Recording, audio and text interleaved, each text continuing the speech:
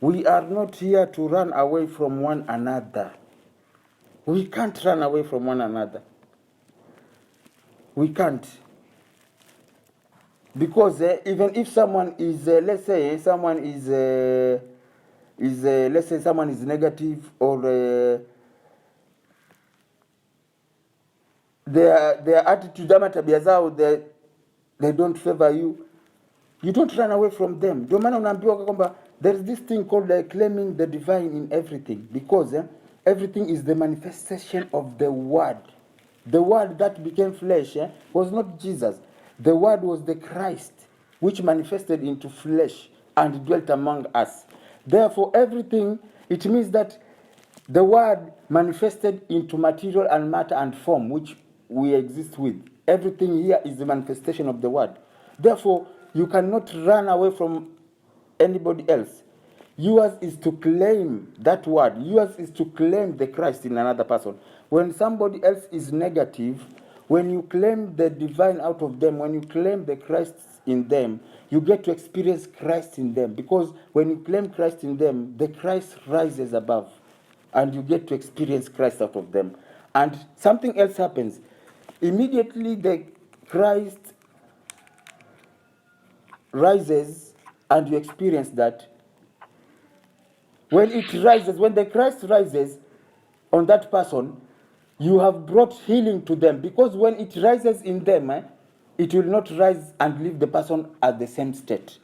The person receives healing and transformation. If they were bad, they start becoming good. So you can't run away from anyone else. And this is what marriages are for. You can't run away from anybody else. The true story about marriages, in the beginning, when God created man, man was alone. Before Eve was created, man was one, Adam only. Because there's this thing we are calling man and woman. Everyone is mankind here. God created man. Therefore, when he created man, before he was split to remove Eve from him, that was the original perfection of man. It was the original perfection of man.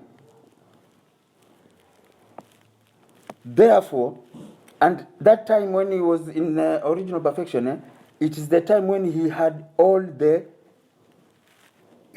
magnificence and the glory. That's why he was told to name everything, and he named everything. And an elephant became an elephant up to now because it was named so by Adam.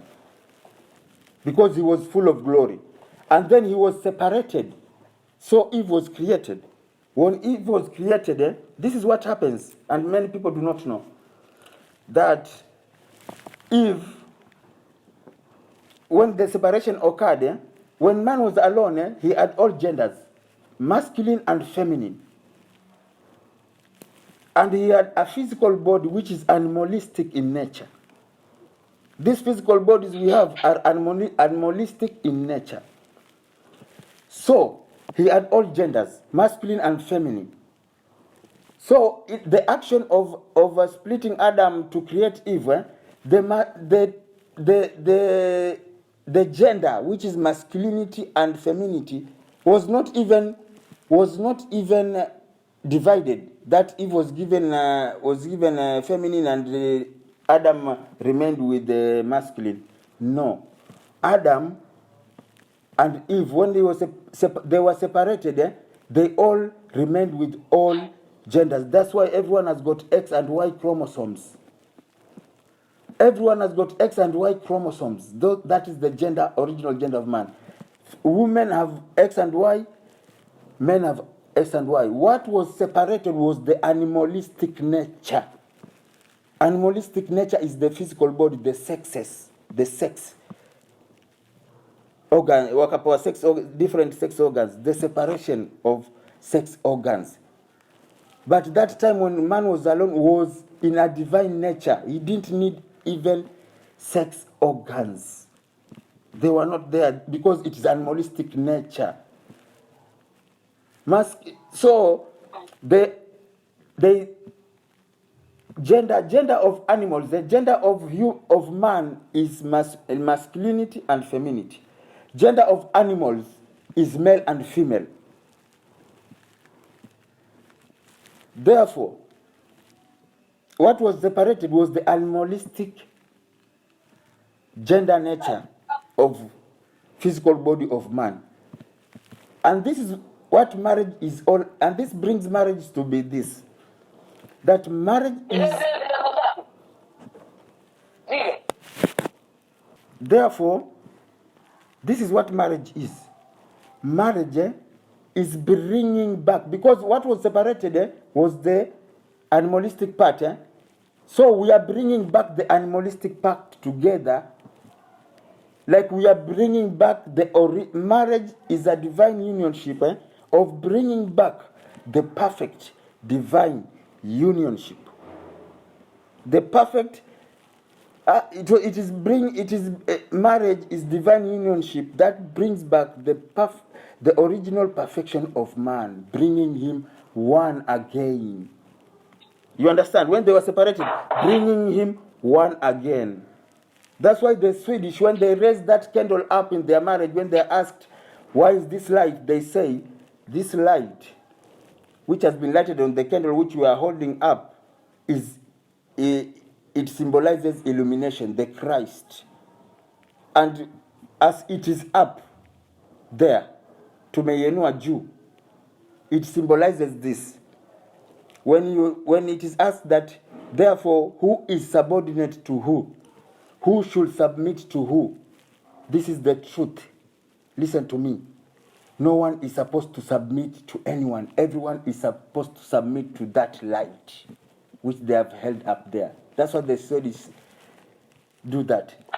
They say that they are married, the two people are subordinate to the Christ, to the illumination, to God. Therefore, marriage is not about two people. It is for the glory of God, bringing back the perfect divine nature of what man was before he was separated. Before he was separated. We are in a practical mode, sir. Illuminate. Let me tell you one thing. In any marriage, this is what happens. Lynette, we are in the physical reality, and this is what happens. All these things which are manifesting in physical reality, their original nature is the spiritual realms. When two people walk in the perfect knowing that their marriage is about the glory of God. Listen to this very carefully. When people have the knowing that marriage is just about, it's not about the husband, nor neither the wife, but for the glory of God. Let me tell you, you have invited God there. Lynette, when you have invited God in the marriage, whosoever shall call upon the name of the Lord shall be saved. People are just taking things lightly, expectations from someone else. That I'm in this marriage because I'm expecting something from my husband, or I'm expecting something from my wife. Immediately you have expectations. That is not true love. True love expects nothing. You have to put it, when you put it, you put the marriage to be for the glory of God. You have put your marriage to hands of God, and God shall always prevail. When you call upon the name of the Lord, you shall be saved. It is a guarantee. Promises of God are not made of glass that they can break. They are guaranteed. When you know it is for this thing is divine unionship. It does not need drama. It's for the glory of God.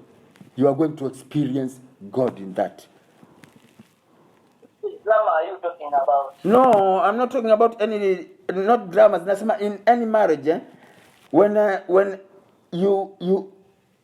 you put it to be for the glory of God, you have invited God in the marriage, and God is going to rise up there.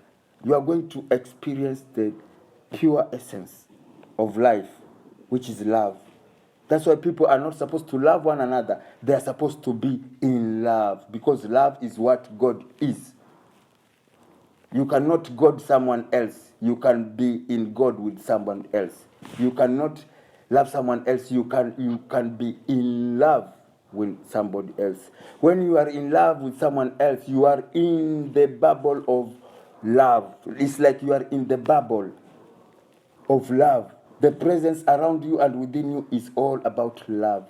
Then everything else unfolds. The reasons why marriages are not working is because people are expecting everything from the other one immediately, and we are in the let me tell you one thing.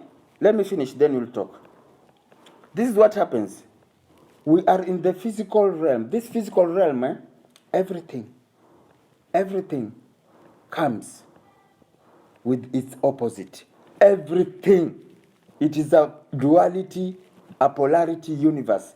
Everything comes with its opposite. Immediately you have expectations. You invite expectations in your life. Expectations will not come alone. It will always carry along its brother, its opposite, which is called disappointment. So it is about when you have the reason why we get disappointments is because we have expectations.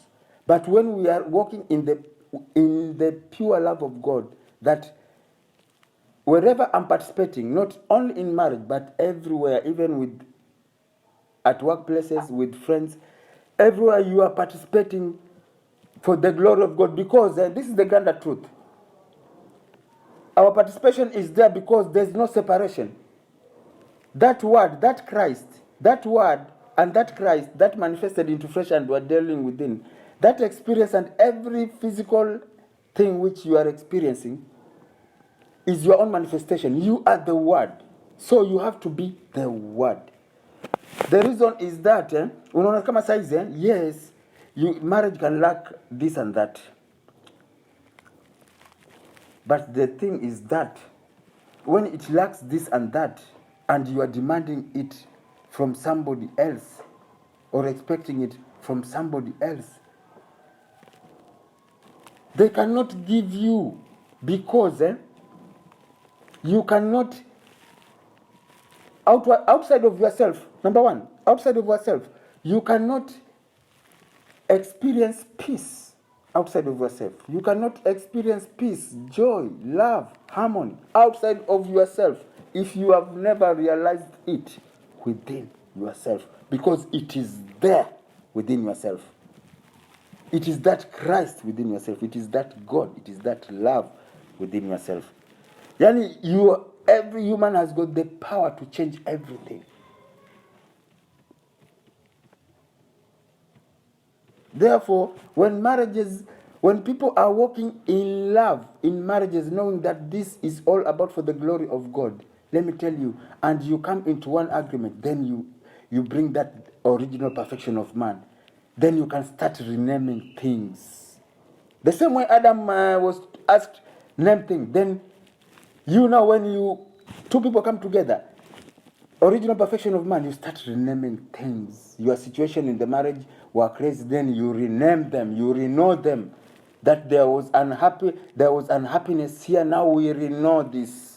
Now it is a happy marriage, and it becomes that, Lynette. Trust me on this. It becomes that when two people. There was a time in our life. You have to know one thing. Everything is perfect. This is what you have to know. Everything is perfect. The universe is in perfect divine flow. Order. The universe is in the perfect order, flowing in a perfect order. Everything is perfect. the thing which someone like you will see that it is not there. Lynette, there's something called perception. There is something which is called perception. And what you perceive is what you experience. What you perceive is what you experience. Is what you experience, because someone like who is spiritual or who is in deep religion, they should know that that everything is good. The reason why you are told that everything works out for the highest good for those who believe in God is because everything is good. You are made from the good. That which created you is good. Therefore, that which comes from the good is always good. So you have to realize the good. Unasikia? Sasa wewe on your side, this is what is happening. This is what is happening. You have a perception that we are not in agreement. That is what you are experiencing. No. I'm telling you this. Kitu moja unielewi. It is in your, whatever you are experiencing, whatever you are experiencing, it's not outside of you. You are not experiencing there's no agreement outside.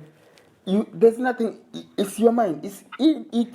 I'm telling you, it is in your mind. Because when you have to know that what we call this mysterious thing we call as God, Sisi, we are taking this, we are just giving it shallow definitions. That's why we don't believe in it. No matter how we say we are spiritual and in salvation, but we don't believe in God. This is the truth. Because when you are told that marriages are for the glory of God, and immediately you put it to be that, God is going to rise, but many people will always bring arguments. No, this one is like this, we used to be like this, someone else is like this, the husband is like this, my wife is like this. For the glory of God, focus your eyes. You are supposed, when you are on the journey, you are supposed to focus on the destination, not on the dogs which are barking on the sides of the road. The dogs which are barking on the sides of the road is the physical mind and the distractions of physicality, which the mind translates otherwise. But when you are walking with take everything lightly in this life, because the grander truth is that everything is a manifestation of God and everything is God by itself. Don't take everything for granted. Therefore, they are your family. Ile kitu mimi ndasema, this is what happens.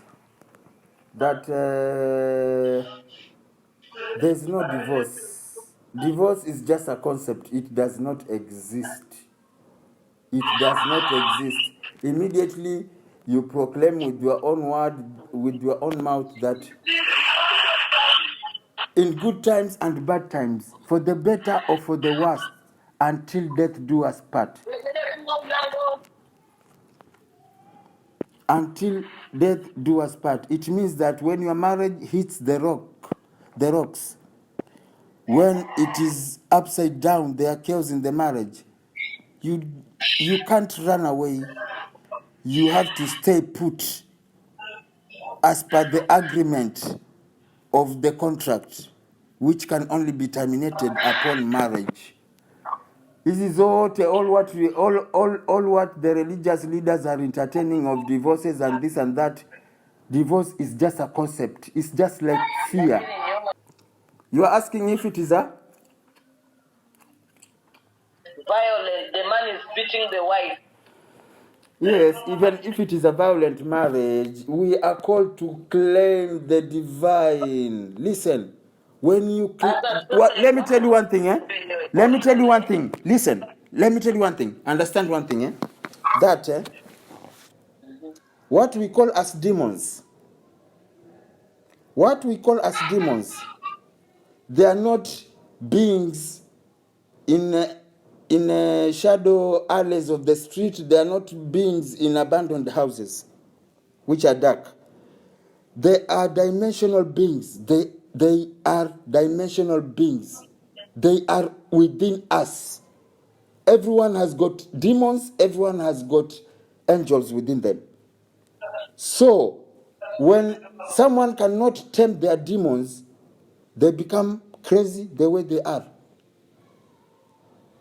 You understand? Therefore, when a marriage is violent, you have to claim God from that husband who is violent. You have to claim the divine. This one, people will take it, they're like, is it possible? It's because we don't, it's because we don't believe in God. Yes. Yule mama ameuliwa juzi. Huu alikuwa yotandikwa kwa kila siku. Amekataza watoto wasiseme, amekataza kila mtu asiseme, amekataza God will help her. Let me tell you, the mistake which she made. This is the okay, and then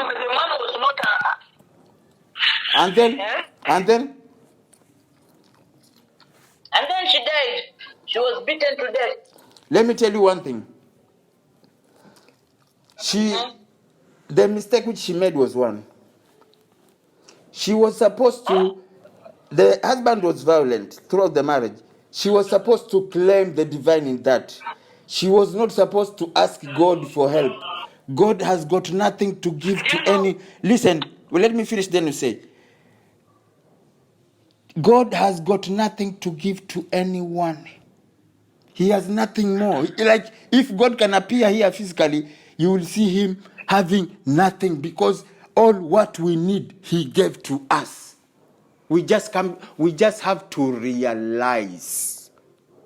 The reason why we are told that the kingdom of God is here and now, is at hand, is because it's here. We just need to realize it.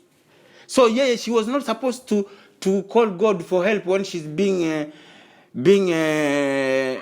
assaulted by her husband every time. She's not supposed to call God. God is not going to show up. She's supposed to claim the divine in that, because there is the divine in that. There is nothing God is not. Everything is within God. Nothing exists outside of God. Everything comes from God. I create darkness, light and darkness. I bring good and evil. I, the Lord God, doeth them all. So behind everything there is God. Her was to claim God, not to call God. Call God to come where? God, on the sixth day when he finished creating, behold, he saw everything what he has created as good. Therefore, realize the good and claim the good, to experience the good, not calling God to bring the good what he had already given us the good. Sijui kama unanielewa? You call God as the one we are seeking. We are already that. That's why you are told, ye are gods. The reason why you are told ye are gods is because that which you seek, you already are. Just be that. It does not need formulation and procedures. We can do greater things when we walk with the knowing that which we seek. We are already one with that. Because this is what Jesus said. Through the Christ in me, I and the Father are one. Therefore, everyone has got the Christ, the Spirit within them, which makes them to be one with the Father. When you are one with the Father, ye are God.